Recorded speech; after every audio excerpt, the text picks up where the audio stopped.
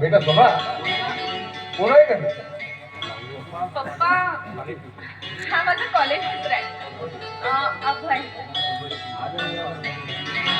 काहीचा आवाज येते जास्त सांगत होते. आज माझा वाढदिवस आहे.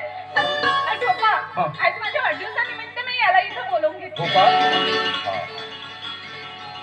तर खरं म्हणजे मी नोकरीसाठी आलोच नव्हतो. सोना सांगत होती की तू फाईल घेऊन पप्पाकडे ये, माझे बाबा देतील तुला जाऊ, म्हणून सर मी इथपर्यंत आलो. सर ही बघा ना माझी बाई.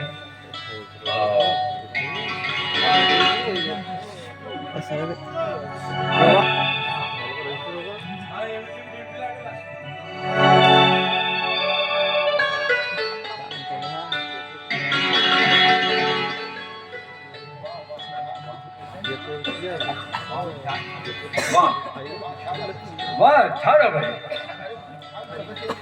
अरे खूप छान प्रगती आहे तुझी. हे बघ मी बघतो तुझ्या जॉबचं काय करायचं आहे.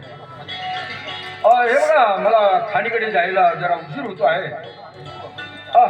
सोना तू अभयक चहा पाण्याचं बघ आणि हे बघ आपला बंगला दाखवायला बघ विसरू नको.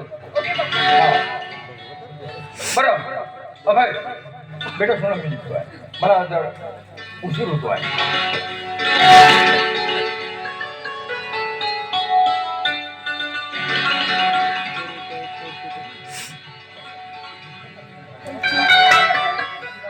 मी तुला सांगितलं होतं की थोड्या वेळानं उशिरा यायचं म्हणून.